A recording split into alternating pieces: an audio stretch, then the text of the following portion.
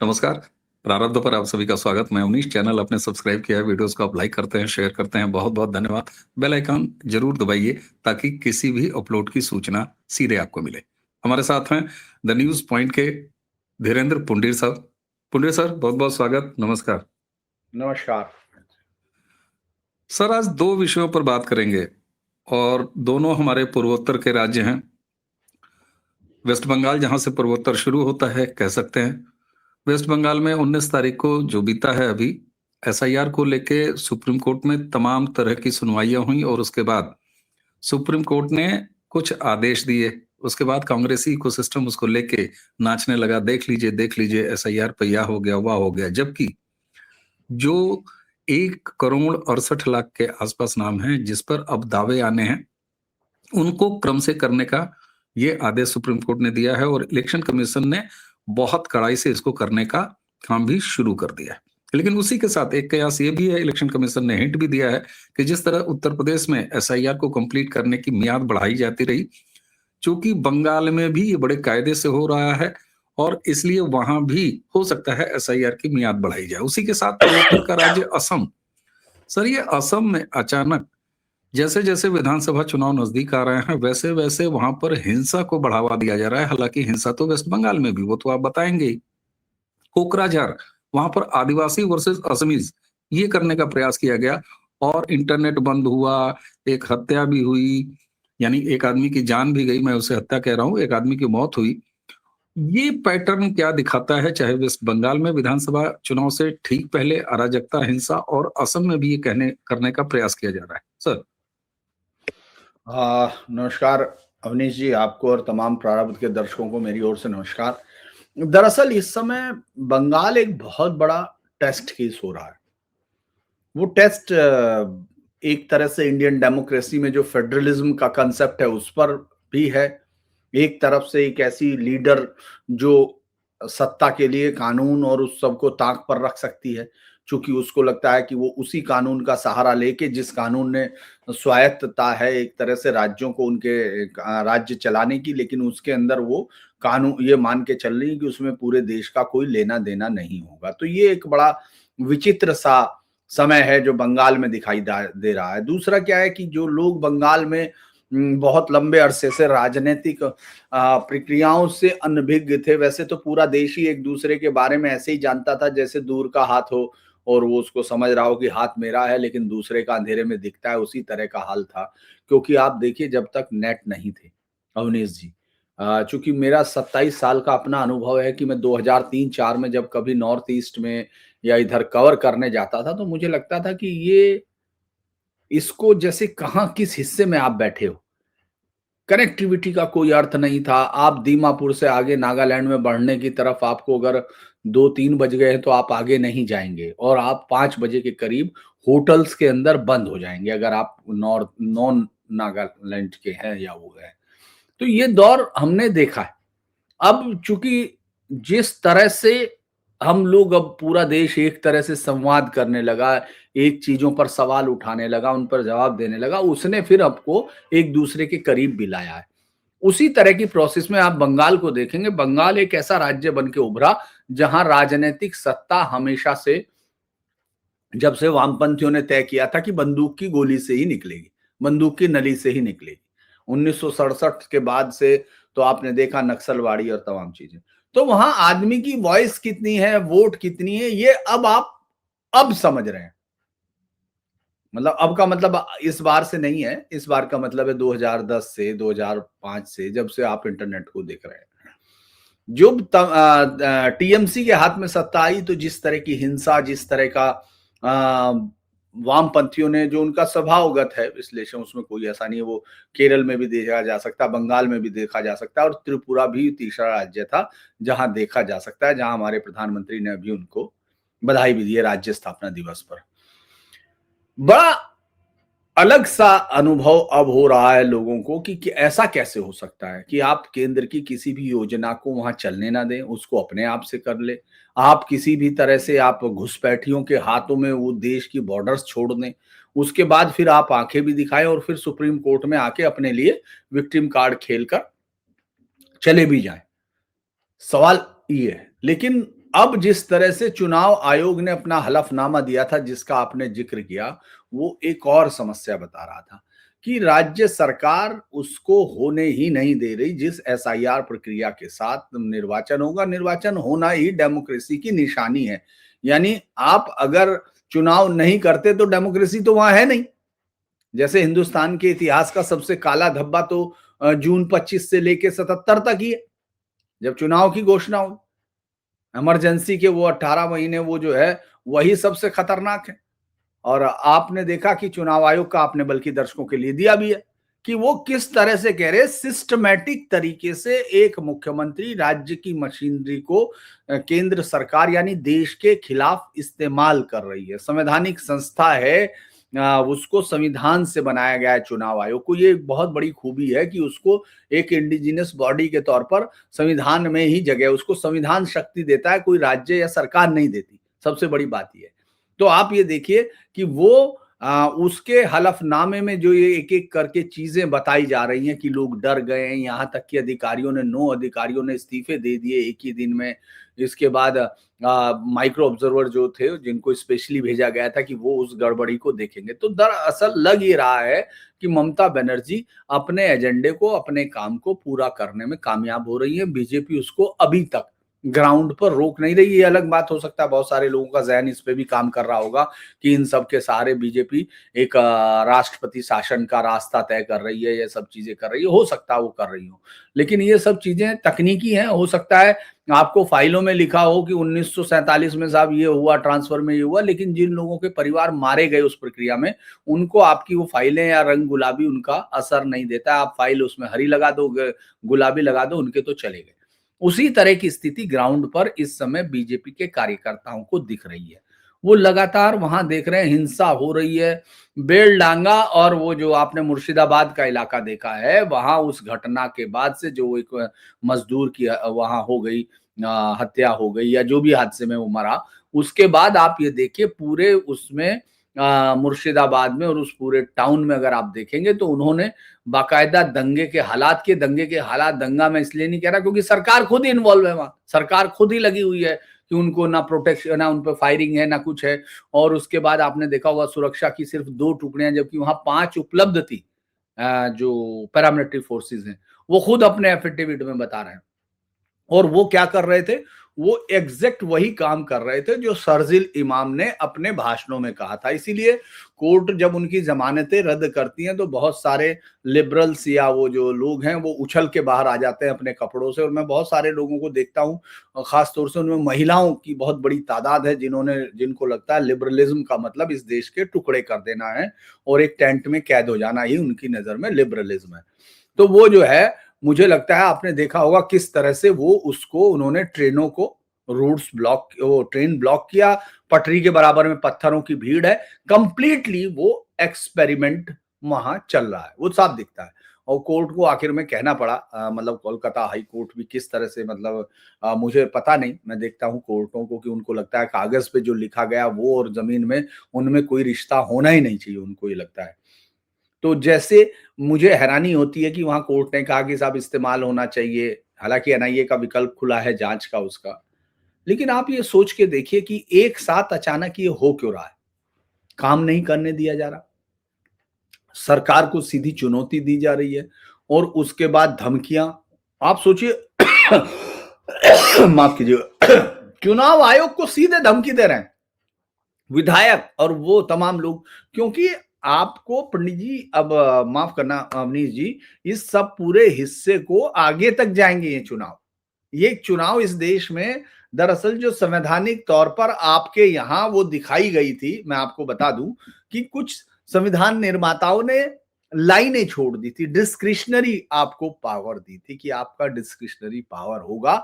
और कभी ये सोचा नहीं गया था कि इस देश के आधारभूत जो इस एकता है उसको खत्म किया जा सकता है चंद जिहादी वोटरों के लिए, जिन्होंने इस देश को टुकड़ों में किया। ये बात सोची नहीं जा सकती थी, लेकिन बातें तो बहुत सारी भी नहीं सोची जा सकती थी जो हो रही हैं। तो उसी सब में उन्होंने ये किया था कि आज वो तमाम जगह क्लियर हो रही है। वो जो सुरंगों के जो उन्होंने संविधान के अंदर सुरंगें बनाई और सुरंगों के सहारे इस देश की उसको तोड़ने की जो कोशिश है, वो कंप्लीटली अभी कम से कम इन राज्यों में दिख रही है। ममता बनर्जी येन केन प्रकारेण सत्ता में रहना चाहती हैं और उसके लिए उनको इस देश के, आपने देखा होगा, बंगाली अस्मिता है, फला अस्मिता है। अरे भाई, बंगाल देश का हिस्सा नहीं है, ये साबित होता है क्या? बंगाली अस्मिता और भारतीय अस्मिता अलग कैसे हो सकती है? कोई ये सोचे। फिर भारतीय अस्मिता क्या है?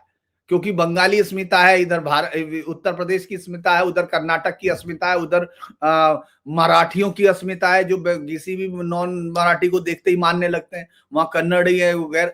तो फिर भारत की तो कोई अस्मिता है नहीं, भारत तो कोई है नहीं ना, क्योंकि जिस तरह की ये बातें कर रहे हैं उस तरह का कोई अर्थ नहीं है। तो लिहाजा मुझे लगता है कि ये तमाम चीजें इनसे सेटल होंगी, लेकिन वो तो एक ब्रॉडर एस्पेक्ट है।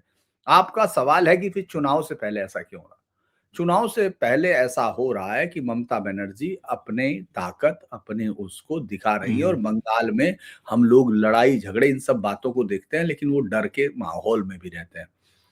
67 तक कांग्रेस का डर रहा, 67 से 77 तक एक वामपंथियों ने जिस बदलाव की बात की, जिसको झूठ को जिस तरह से इतनी बार मथा कि वो सच जैसा दिखने लगा, झूठ से घी निकाल लेना इसी को कहते हैं, उन्होंने वो निकाला और वो सत्ता में आ गए।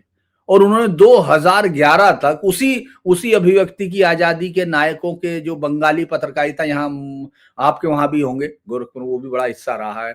यहाँ दिल्ली प्रेस में तो उनको, प्रेस क्लब में तो उनका, मुझे लगता है कि प्याले में जो तूफान है वो रोज शाम तक आता रहा। पूरी दुनिया अभी भी बदलते हैं, अभी भी वो देश को ये सबक सिखाने में लगे रहते हैं कि साहब, चाहे वो राजनीति, आपने बहुत सारे लोगों को मैं बताता हूँ जो इस तरह के लोग हैं यहाँ, खैर वो तो नहीं थे, लेकिन बहुत सारे लोगों को मैं देखता हूँ, सबसे ज्यादा शोर उन्हीं से ज्यादा शोर आता है। वो ये बताते हैं कि अभिव्यक्ति कैसे नहीं होती, और वहां कोई नहीं सुनता। आप देख रहे हैं कि अगर इन सब पे भी अगर आप बंगाली मीडिया को देखेंगे, जो वहां के अखबार हैं, तो आपको लगेगा कि ममता बनर्जी के ऊपर केंद्र जिस तरह का प्रहार कर रहा है, उसके मुकाबले वो बंगाली लड़ाई लड़ रही है। बहुत बड़ी चीज है। तो ये सब चीजें आपको दिखाई देंगी। इन सब का अर्थ एक ही है कि किसी भी तरह सरकार, खासतौर से बीजेपी को बैकफुट पे दिखाया जा सके। और बीजेपी की तरफ से ऐसी कोई चीज वहां दिखती नहीं ग्राउंड पे कि जो आपको दिखे। मैं सिर्फ एक चीज बता दूं, हो सकता है दर्शक आपके या आपको भी उससे असहमति हो, वहां बीजेपी की जीत के लिए बीजेपी जिम्मेदार नहीं है, ना बीजेपी उसके लिए कोई काम कर रही। उसके लिए सिर्फ वही लोग बेचारे लड़ रहे हैं जिनको एक विकल्प चाहिए, जो इस राज से मुक्ति चाहते हैं, टीएमसी से मुक्ति चाहते हैं, और उनको मालूम है कि वो आवाज हमको इस वक्त ना लेफ्ट दे सकता, ना कांग्रेस दे सकती है, वो हमको बीजेपी में। इसीलिए उनके नेता जाएं ना जाएं, वो खड़े हो ना हो, वो जाके वहां भाषण दे ना दे, उनको तो वोट अपना, अगर वो फ्रेंचाइज कर अपने वोट को करेंगे तो टीएमसी को तो देंगे नहीं ना। इतना ज्यादा राजनीतिक लोगों के बीच में वहां जो एक दूरी हो जाती है, वहां तो इसी तरह से पाला खींच की राजनीति होती है। तो उसमें तो मुझे नहीं लगता कि बीजेपी के पास कोई यहां से बहुत बड़ी ताकत उनको दी जा रही हो, लेकिन कोई बीजेपी हार रही हो ये भी मैं नहीं कह रहा हूं, क्योंकि जो बदलाव की कहानी है, ये दोनों महीन अंतर है। वही समझ पाएगा जो ने ग्राउंड को देखा है वहां। ये दोनों बड़ी एक ही बात की तरफ इशारा कर रही है, लेकिन दोनों अलग बात है कि बीजेपी वहां उनकी लीडरशिप, उनका सेंट्रल लीडरशिप वो कहीं दिख नहीं रहा है। वो सिर्फ और सिर्फ तकनीकी कारण और भाषण और तमाम चीजें दे रहा है, लेकिन जो जनता है वो उसको, बदलाव को चाहती है, उसके लिए निकलेगी, उसके लिए वोट करेगी, ऐसा मुझे लगता है। जी। तो सर, क्या ये माना जाए कि ममता बनर्जी ने पहला राउंड जीत लिया है? देखिए, एक लड़ाई होती है परसेप्शन की, पंडित जी। परसेप्शन की लड़ाई में ममता बनर्जी पिछले 2-3 महीने से, माफ कीजिए, 2-3 महीने से पीछे जा रही थी। वो 2-3 महीने से अपने आप को, आपने देखा होगा, बैकफुट पे थी, तमाम चीजें 3-4 महीने से। और आप भी उसका इन्फ्रेंसेस यही निकाल लेते, हम लोग भी यही कह रहे थे, देखिए ममता पीछे जा रही है, ममता बौखला रही है, ममता। तो हमारे इन सब भाषणों का या इन सब संवादों को 2021 से निकाल के देखिए। हम लोगों ने इसी तरह ममता को बौखलाया था, हम लोगों ने तमाम उसी तरह किया था, जैसे तमाम हम लोग उनको कहते हैं कि दूसरे यूट्यूबर्स हैं जो रात दिन मोदी उसको सोने नहीं देते, मोदी और शाह को, या अमित शाह और योगी के बीच में बस तलवार ही दिखाते रहते हैं। आप ये सोचिए, लगातार यही दांव तो आप बोल रहे थे पिछली बार, नहीं होगा तो आप जाके देख लीजिए, तमाम दर्शक देख सकते हैं। इसके बावजूद ममता ने इतनी बड़ी ऐतिहासिक जीत हासिल की थी, क्योंकि अल्टीमेटली इसमें आपकी गलती नहीं कि आप वो कर रहे थे, सायास नहीं कर रहे थे, आप उस समय को पढ़ने की कोशिश कर रहे थे। रोज को पढ़ने की कोशिश करता है पत्रकार। तो आप ये सोचिए कि ममता बनर्जी को देखिए, व्यूअर तो कुछ भी सोच सकते हैं, दर्शक हमारे जो देख रहे हैं वो कुछ भी लिख देंगे, उनको तो कोई वो नहीं है, लेकिन ग्राउंड पे जाके उस चीज को समझना कि हाँ ये आज की लड़ाई है, कल क्या होगा ये नहीं पता ना, क्योंकि हर रोज शाम को जो भी वॉर जब होती है तो उसमें कहा जाता है, अल्टीमेटली लोग ये नहीं जानते कि वॉर से पहले कितनी अलग अलग लड़ाइयां होती हैं, किस किस मोर्चे पे लड़ा जाता है। फिर ये होता है कि आपकी एक टुकड़ी गई थी नाइट वाली, उसके झगड़े होते हैं। अगर आप किसी भी वॉर का, मैं आपको गारंटी दे रहा हूं कि आप पानीपत के वॉर या कोई भी पढ़िए, आप उससे पहले उन छुटपुट लड़ाइयों को जब आप वॉर को डिटेल में पढ़ते हैं तब आप जानते हैं, लेकिन आपको किताबों में पढ़ाया जाता है पानीपत किसने जीता किसने हारा। तो उसी तरह से जब हम इलेक्शंस को देखते हैं तो इलेक्शंस मल्टीपल फोल्ड में दिखता है अवनीश जी, कि आज कितना है, कौन कितना रहा।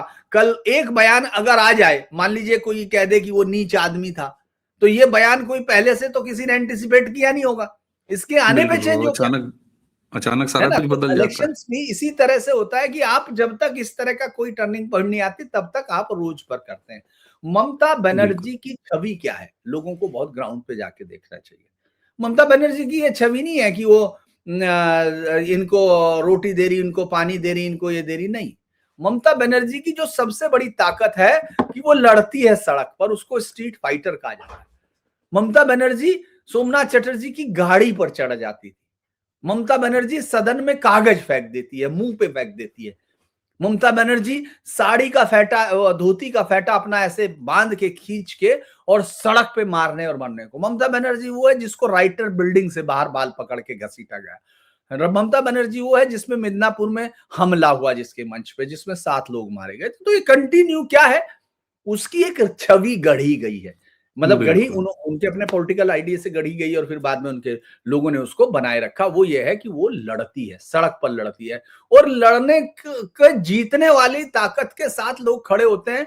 ये कम से कम बंगाल का आइडिया दिखता है। तो ममता बनर्जी ने जब वो ईडी के दफ्तर में घुस के कागजों पर कब्जा करती हैं, जब उनके लोग सड़क पे निकल के मारते हैं, वीडियो आप देख रहे हैं, अब कोई ऐसी चीज नहीं है जो नहीं दिख रही है सर, आप देख रहे हैं वो दफ्तरों के मार रहे हैं, तो वो उसकी छवि को यहां तो मजबूत करता है कि देखिए वो चाहे हो कोई भी, बंगाल में तो ये दीदी मारेगी उसको दौड़ा के।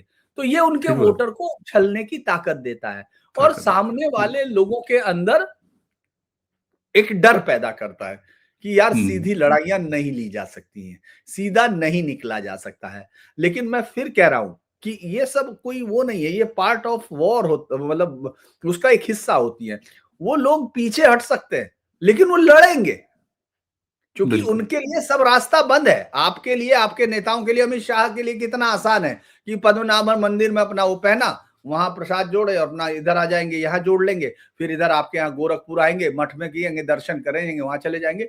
लेकिन जो मालदा में रह रहा उसके लिए इतना आसान नहीं है कि मैं आज यहाँ दे दूंगा बटन, मैं परसों वहां दे दूंगा। उसको मालूम है मुझे यहीं रहना है और मुझे इनको हटाना है अगर मुझे मेरी जिंदगी की सांस चाहिए, मेरे नौकरी चाहिए, मेरा विश्वास चाहिए, मेरा धर्म चाहिए और मुझे मेरा देश चाहिए। तो ये उसके लिए एक जीवन मरण का प्रश्न है, इन राजनेताओं के लिए नहीं। ये इंतजार करते हैं, ये 20% आने पे ये कह सकते हैं कि अब 35 से 40 आने में हमको नहीं, लेकिन आप ये सोचिए वो 38% वोट दे के सत्ता से दूर है। उसको अपनी बेटियों के साथ रेप देखने पड़े, उसको अपने साथ हमले देखने पड़े, घर छोड़ने पड़े। तो लड़ाई 2 तरह से हो रही है। एक जो पहला पोस्चर है, उसमें जो आपका पहला सवाल है, वो लड़ाई का रिंग, क्योंकि भाई आप बॉक्सिंग में भी आपने देखा ना कितने राउंड होते हैं, तो उसी तरह का पहला राउंड उसके हाथ में ये वाला है। अभी फाइनल राउंड में मुझे नहीं लगता कि बीजेपी का एक भी वोटर डर के पीछे बैठेगा, क्योंकि वो ये बात मैं इसलिए कह रहा हूं कि वो चुनाव में साबित कर चुका, लोकसभा कर चुका है। बिल्कुल 2% बढ़ के दिया उसने विधानसभा में, ये गति होने के बाद भी जी। तो जी, निश्चित तौर पर। और एक चीज़ और भी है, मुझे लगता है कि बंगाल की जो जनता की कंडीशनिंग लेफ्ट ने कर दी है इन तमाम सालों में कि व्यवस्था के खिलाफ लड़ो। अगर नरेंद्र मोदी ताकतवर हैं सेंटर में तो उनके खिलाफ लड़ो। तो कुछ-कुछ वामपंथीकरण कहीं न कहीं अंतःकरण में उतर चुका है पूरे वेस्ट बंगाल का, और शायद यही है कि दीदी की लड़ाका छवि। अभी कई राउंड बाकी हैं, और जैसा कि आपने कहा कि हो सकता है कि सेंटर ये भी खेल कर रहा हो कि ठीक है, कर लो, अच्छा तुम पहले कर लो। और कहीं न कहीं तुम आके 356 की तरफ भी बढ़ोगी, लेकिन ये तब तक हम नहीं कह सकते 355 हो चाहे 356 हो, ये केंद्र का काम है। हमारा काम ये है कि जनता तक जो एक्चुअल फीलिंग है, ज़मीन की जो महक है, वो पहुँचाने का प्रयास करें। असम की तरफ चलते हैं। मैं एक बात से बड़ा चौंका, 2 बातें। असम में मैं देख रहा था, हिमंता बिश्वा शर्मा एक कार्यक्रम कर रहे थे किसी टीवी चैनल पर। उन्होंने अचानक कहा कि आपको पता है कि हमारे असम में 40% बांग्लादेशी मूल के लोग रहते हैं। मैंने कहा, हैं? फिर उन्होंने कहा, हाँ, जिस तरीके से आप कहते हैं भारतवंशी या इंडियन ओरिजिन, यही स्थिति यहाँ है। चाहे 47 में हो, चाहे 71 के बाद हो, और चाहे आपने उनको कानूनी रूप से यहाँ का सिटीजन बना लिया है, भारत के वो नागरिक हैं, लेकिन अवैध वाले भी अगर उसमें जोड़ दिए जाएँ, तो ये एक ऐसी मानसिकता है जो अपने आप को बांग्लादेश ओरिजिन का कहती है, मानती है। बंगाल में भी लगभग यही स्थिति है। अगर वो 40% कह रहे हैं, तो बंगाल में भी 30% के आसपास यही मानसिकता है, जो बंगाली प्राइड और उस तरह की बात करती है। उसके बाद अचानक हिमंता बिश्वा शर्मा ये कहते हैं कि हम उन एरियाज में जहां हमें वोट हासिल नहीं होते, वहां हम इलेक्शन ही नहीं लड़ेंगे। ये किस तरह की स्ट्रेटजी है? और उसके साथ ही एक बार फिर हिंदू वर्सेस मुसलमान कराना तो छोड़ दीजिए, इस बार असमिया वर्सेस, आप देखें तो बोडोलैंड से जुड़े हुए लोग यानी आदिवासी, उनके बीच कराए जाने का प्रयास है। हमने वो दौर भी देखा है साहब। हम रहे हैं 2006-7 में असम की तरफ, और लंबा वक्त मैंने गुजारा है। कांग्रेस के शासन काल में इन्हीं हमारे बोडो भाइयों को लगभग आतंकवादी घोषित कर दिया गया था। उसके बाद से बड़ा पानी निकला है गंगा में। तो ये असम जो कि राष्ट्रवादी चिंतन की तरफ बढ़ रहा है, क्या चुनावी गणित में कुछ बदलाव देख रहे हैं, या ऐसी कोई आहट है, या फिर हेमंता की वापसी हो जाएगी? देखिए पॉइंट तो मतलब अभी तो यही लगता है कि हेमंता जो हैं अपने जो लोकप्रियता है उस पर अपना बनाए हुए हैं और लोगों के बीच उनका कनेक्ट है। उन्होंने कहा 22 सीटें लगभग वो बैठती हैं, जहां वो सीट नहीं लड़ रहे हैं, लेकिन वो छोड़ा नहीं जा रहा। वो सहयोगी हुँ, दलों को दी जा रही दिया जा रहा है, स्पेस, बिल्कुल, उन्होंने बिल्कुल। कहा है। और देखिए इतनी क्लैरिटी बहुत मुझे लगता है कि बहुत कम पॉलिटिशियंस में हो ये मुंह पे आके कहना। ये नई पीढ़ी है और बिल्कुल, बीजेपी में जो ये लोग नए लोग हैं, मतलब आए कांग्रेस से हैं भले ही, लेकिन बीजेपी को बीजेपी से ज्यादा ये कांग्रेसियों की आदत होती है। वो जिस जगह जाते हैं उस जगह के वफादार से ज्यादा वफादार बन जाते हैं। लेकिन देखिए लोग उनको पसंद भी करते हैं, इसमें कोई शक नहीं। और ये कोई वो नहीं है कि कोई ये हम मैं भी ये तालिबानीजेशन थोड़ी करूंगा कि साहब नहीं, जो एक बार है वो हर बार है। राजनीतिक विचारधारा है, आपको लगता है जैसे हम लोग भी 2014 तक थोड़े ही हम इस पूरे देश को इस तरह देखते थे, क्योंकि तब तक आप डिस्कशन नहीं होते थे, तब तक आप उस तरह देखते नहीं थे। 2010-11 में हम लोग पूरे देश को घूमता था। मैं तो आज से नहीं घूम रहा हूं, मैं तो 2002 से ही पूरे चुनाव में तमाम जगह पर 1999 से चुनाव कवर करता हूं। तो आप ये सोच के देखिए कि उस समय के आइडिया अलग होते थे। तो हेमंता बिस्वा शर्मा ने एक अलग आइडिया खड़ा किया, बल्कि बीजेपी के उन तमाम लोगों को भी उन्होंने पीछे किया, जिनको ये तो थी कि हाँ साहब हमारे यहाँ ये हो रहा, लेकिन उसका नेशन के साथ क्या रिलेशन है उसको उन्होंने बहुत बड़े तरीके से देखा, भापा और उसको एक्सप्रेस किया। वो ये बोलते हैं कि हम चौकी हैं पूरे देश की, हम देश की लड़ाई लड़ रहे हैं असम में। और वो बिल्कुल सही बोलते हैं। पूरे देश में 34%, कश्मीर के बाद सबसे ज्यादा मुस्लिम आबादी, जो 2011 के डाटा है। ऐसे कई जिले, पहले 5 या 6 थे, अब जो 11 तक पहुंच गए, हाजोंग वाजोंग तक आ गए। अब वो नीचे और उस पर तक आ रहे, अपर असम और तमाम चीजें उन्होंने क्लियर कर दिया कि ये सब चीजें खत्म कर रहे हैं वो लोग। क्यों? क्योंकि धर्मांतरण हो रहा और वो सायास किया जा रहा, साजिशन किया जा रहा। तो इसीलिए वो लड़ाई तो हेमंता बिस्वा शर्मा न केवल अपनी लड़ रहे हैं, बल्कि पूरे राष्ट्र की लड़ रहे हैं, इसमें तो कोई शक है नहीं। तो एक बड़ी लड़ाई है, उस मंच पे लड़ा जा रहा है। और वही हमको याद है कि जब छात्र आंदोलन आपने जिसका जिक्र किया, उस दौरान हम लोग पढ़ते थे भृगु कुमार फुकन जो मुख्यमंत्री बने अपने जो अभी प्रफुल्ल भी कुमार मोहंती। प्रफुल्ल कुमार मोहंता, और बहुत सारे थे वो। अब देखिए, आप सोचिए, उनके नाम आपको ढूंढने पड़ रहे हैं, कमल और तमाम बिल्कुल चीजें, सही। तो वैसे ही वक्त के उसमें बह जाती है। समुचल भट्टाचार्य, बहिरागत आंदोलन, असम का हाँ सो कॉल्ड बहिरागत आंदोलन उस समय का, बस। 70s जब छात्र और आंदोलन से शुरू हुआ। समुज्वल तो अभी भी है, समुज्वल भट्टाचार्य शायद आजसू को अभी अभी भी भी। संभालता है। मैं कभी बिल्कुल। कभी मैं एक बार गया था तो 2 बजे तक मेरी रात में बातें हुई थी उस वक्त वो। हाँ, ये 2016 की बात है, जब बीजेपी पहली बार आई थी वहां, उस समय की बातें हैं। तो मुझे बड़ा दिलचस्प ये लगता है कि अब असम के अंदर जो भी देश के खिलाफ खड़े हो सकते हैं वो सब आपको साफ दिखने लगते हैं। ठीक है। आप ये सोच के देखिए कि वहां धुबड़ी तमाम जगह पर अवैध घुसपैठ के वो सब केंद्र हैं। क्या कर रहे हैं? और वो पशु तस्करी के सबसे बड़े अड्डे। पशु तस्करी क्या है? गायें। आप ये सोचिए, मैं इसलिए कहता हूं, जब इस तरह की बात करते हैं, मान लीजिए दर्शकों को लगेगा कि बहुत बड़ा, चूंकि कैनवस बड़ा हो जाता है जब मैं बात करता हूं, तो मुझे हमेशा लगता है कि बहुत सारी चीजें मैंने जो देखी होती। आप ये सोचिए, उत्तर प्रदेश मेरठ में असम पुलिस आती है एक दिन और 2 लोगों को उठा के लेके जाती है। कोई समझते नहीं कि ये तो साहब फला फला मियाँ साहब के बड़े लौंडे हैं, तो साहब इन्होंने बड़ा चमत्कार कर रखा। हालांकि यहाँ अब वेस्टर्न यूपी में भी सब समझ चमत्कार का मतलब समझते हैं। तो पहले तो फिर भी मान लेते थे कि ये लोग गल्फ जाके कमाते हैं। वो सब जानते हैं कि कुछ ना कुछ जुआगाजी, अड्डागाजी, कटा घर, ये सब कुछ ना कुछ तो किया होगा, है ना? क्योंकि यहाँ अब वो जो होगा, लेकिन वो लोग लेके गए और बाद में उनके एनकाउंटर के बाद, अच्छा ये भी नहीं पता, उनके घर वालों के आसपास किसी को नहीं पता भाई कोई चला गया। बाद में एक एनकाउंटर होता है, उसकी खबर हम लोग पढ़ते हैं। मैं यूपी का चैनल हेड ही था, तो मैंने कहा भाई ये खबर ट्रैक करो। पता चला कि उस आदमी का नाम था अकबर बंजारा और उसका भाई। 200 करोड़ रुपए की प्रॉपर्टी उसकी उसके गांव में सीज की गई, शहर में, मेरठ में। और उसमें सिर्फ 200 करोड़ जो सरकार कह रही है, उसको तो आप अनाउंस करके देखिए कितना बड़ा होगा। क्या करता था भाई? सारी गायें कटवाने के लिए वहां भेजता था। पशु तस्करी का बहुत बड़ा आदमी। तो ये सब हम आपको या मुझे या बहुत सारे लोगों को लगता होगा, खासतौर से सनातन के लोगों को ये लगता होगा कि साहब नहीं, हम यहां हैं तो वो तो दूसरे राज्य में नहीं। इस देश को तोड़ने का सिस्टमेटिक वे है। उन सब की शिराएं एक दूसरे से जुड़ रही हैं। बिल्कुल जुड़ी शरजील हैं, इमाम लुटेरा अगर यहाँ मीडिया तक। कहता है तो उसको एग्जीक्यूट आज किया जा रहा है। वो पिछले 4-5 साल से जेल में बंद पड़ा है। उसको शहीद, उसको बहादुर, उसको गाजी, ये सब बनाने की उमर खालिद को, जो हिंदू हैं और खासतौर से लड़कियां और वो तमाम जेएनयू में बिल्कुल और वो सब दिख रही हैं। बिल्कुल। वो बिल्कुल गाने गा रही हैं, वो एक पूरा फैज का गाना इकोसिस्टम है गा रहे सर। हैं। वो पूरा हाँ, कि जब इकोसिस्टम है नाम सर। मिट जाएगा और कौन रह जाएगा, अल्लाह बुत का तो। बुत गिराए जाएंगे। सोच के देखिए, ये मानसिकता, ये जहनियत, जहर जो खुद रोज खाने के लिए मिलता है। आप सुबह खुद मांग के जहर खाते हैं कि लाइए हम खाएंगे, बिल्कुल कि हम ये बिल्कुल गाना सही गाएंगे। बात है। बिल्कुल सही तो बात वो असम में जब हेमंता बिस्व शर्मा जैसा शख्स खड़ा होता है, तो वो दुकान बंद कर देता है किसकी? बदरुद्दीन अजमल की। देखिए, जो हम लोग मुस्लिम वोटिंग पैटर्न देख रहे हैं, मैं किसी धर्म के लिए नहीं कह रहा हूं, स्पष्ट ले समझ लें। लेकिन आप मुस्लिम वोटिंग पैटर्न देखेंगे, इस देश में वोट बैंक उसने बनाया। धर्म के आधार पर वोट उसने शुरू किए। इस देश को तोड़ने की कोशिश उसने शुरू की।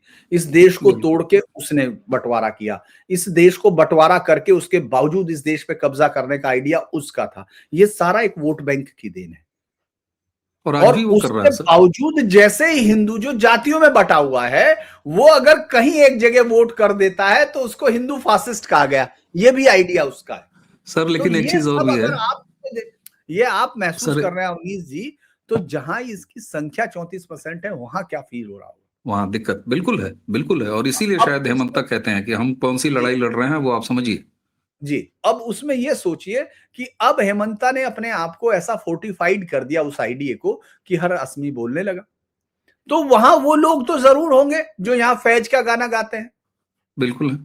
भाषा सिंह टाइप जो है वो लिखती होगी किताब की, साहब शाहीन बाग का आंदोलन, तो ये बदलाव का आंदोलन, फला का आंदोलन, और वो झूठ और मक्कारी किताबें उसमें कहानियों में आपको दिखेगी। मैं माफ कीजिए, नाम लेता नहीं हूँ, लेकिन कई बार ले देता हूँ नहीं नहीं, रोल बिल्कुल सही है। में। तो जो कुल मिला के आप मुझे नहीं लगता नहीं है ये सर। रहा सर, ये रहा सर। नहीं, आपने पिछली बातचीत में भी दिखाई थी, आपने पिछली बातचीत में भी इसको दिखाया था। हाँ, कुल मिला के दर्शकों, अब ये स्थिति इसलिए मैं ये कह है रहा हूँ कि कि गोधरा नरसंहार के बाद इसका जिक्र होना बार बार, कई औरतों ने कि उनके घर समेत सब हिंसा में फंस गए, वे कागज कहां से लाएंगी? बिल्कुल बिल्कुल सर। लेकिन एक चीज और भी है सर, ये तमाम इकोसिस्टम अब भी है, लड़ाई लंबी है, और संभवतः इसीलिए मैं यही चीज कहा करता हूं कि एक 5 साल, 10 साल, 15 साल तीसरी बार की सरकार की अगराहट नहीं होनी चाहिए। ये इतना बड़ा काम है जिसमें एक लंबा वक्त लगेगा और निश्चित तौर पर बंगाल और असम के बहाने हमने जो बात रखी है, अभी इस पर इतनी सारी बातें होनी है, इसलिए जरा धीरज रखना है और ये जो 2 उँगलियां 2014 से काम कर रही हैं ना, इनको अभी काम पे लगाए रखना है, तभी कुछ हासिल होगा। अभी बहुत ज्यादा अच्छे दिन नहीं आए हैं। संभवतः ये पहली बार आपको लग रहा होगा दर्शकों कि मैं थोड़ा-सा निराश होके बात कर रहा हूँ। नहीं, निराश नहीं, नहीं, नहीं। अडिग रहिए, मैं लंबी मैं लड़ाई है, इसको सम लगातार अप कर लड़ना है। देता हूँ। अवनीश जी, मैं सम अप कर देता हूँ कि असम में इसके बावजूद, चूँकि मैंने लंबा, हम लोगों को आदत है तो मैं सोच रहा था वो है, लेकिन प्रोग्राम को कट शॉर्ट करना है।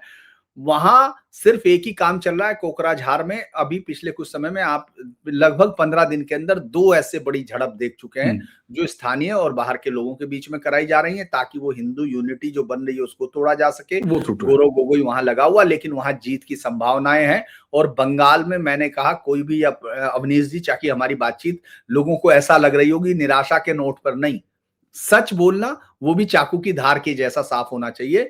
वहां मैंने आपको कहा कि बीजेपी के वोट कम नहीं हो रहे हैं, बस ये निश्चित जान नहीं हो के रहा है, रखिए, बीजेपी के निश्चित वोट नहीं हो रहा है। बढ़ रहे हैं। बस हम ये बताना चाह रहे हैं, उसमें नेताओं का इस्तेमाल नहीं है, उसमें सिर्फ और सिर्फ उस जनता का है जो ये कह रही है कि हम सनातनी हैं और हम रहेंगे, ये कह रही है बस। बिल्कुल, बिल्कुल।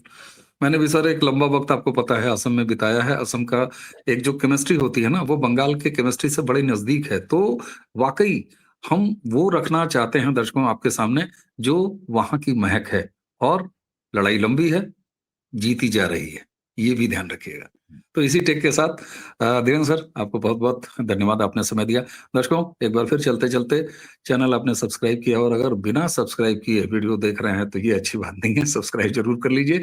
आप वीडियोज़ को लाइक करते हैं, शेयर करते हैं, इसके लिए भी बहुत धन्यवाद। बेल आइकन ज़रूर दबा लीजिएगा ताकि किसी भी अपलोड की सूचना सीधे आपको मिले। धीरेन्द्र सर से और भी बात करेंगे क्योंकि धीरेन्द्र सर के साथ जब मैं बैठ के बात करता हूँ, तो विषय कोई भी हो, उसके सारे पक्षों पर बात होती है। तो मुझे लगता है कि हम किश्तों में आपको ये विचार देते रहेंगे, तो उसकी एक किश्त ये भी थी। सर नमस्कार, धन्यवाद और इसी के साथ दर्शकों आप सभी को प्रणाम। जय जय श्री राम।